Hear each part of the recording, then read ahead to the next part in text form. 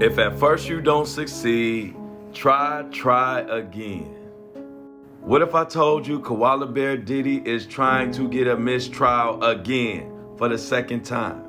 And this second attempt proves that Diddy and his attorneys are shaking in their boots and they know a guilty conviction is coming. I will explain that. And it has a lot to do with this man right here, R. Kelly Diddy. But before I get into that mess, let me explain to you why Diddy's defense wants a mistrial. And it all hinges behind Banner's testimony. As you know, Diddy's attorney, Westmoreland, who was also an SA victim herself, caught Banner up in a lot of different details that didn't add up. Well, they are now saying that the prosecution knew that Banner's testimony was a lie, and that is cause for a mistrial. And according to the Supreme Court, a prosecutor can't use testimony they know is false, even if it only slightly affects the jury. Now, there was some confusion about the date that this happened. At first, they said Banner said a date where Diddy was at Trump Hotel all the way in New York and couldn't have been there. But right after that, the prosecution had an expert come on there and verify that the date indeed was correct. Who do you believe? That's on you. But there are two major similarities in R. Kelly's conviction, which got him 30 years, and what Diddy has going on in his trial. And this is why the lawyers are scared. See, the basis for R. Kelly's 30-year RICO conviction, which happened in New York, was bribery and forced labor. The sex with the women and underage was secondary and the lesser of the charges as far as time. See, they proved forced labor just by simply saying R. Kelly threatened to put out the tapes, the sex acts, as a way to keep the victims quiet. The same exact thing that Cassie alleged that Diddy did to her for years and other freak-off victims as well.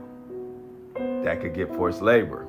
And they got R. Kelly for bribery because he paid people to keep things quiet and to collect evidence and numerous things like that.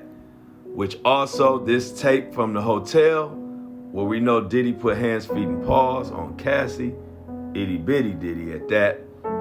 And we know that he paid, allegedly, the hotel $100,000 to keep it on the low and also made him sign NDAs. All of that is textbook bribery. 2 counts is all you need for RICO. And although the knuckleheads in the comments and the little mohawk Diddy's running around are acting like it's no case and Diddy's gonna be found not guilty, obviously Diddy in his defense begged to differ. And I'm gonna tell you why. If it's a mistrial, it's only gonna be retried. And this is common. They'll just start the trial over. Diddy doesn't go home, Diddy stays locked up. The only way they really would drop the case is if their key evidence was discredited.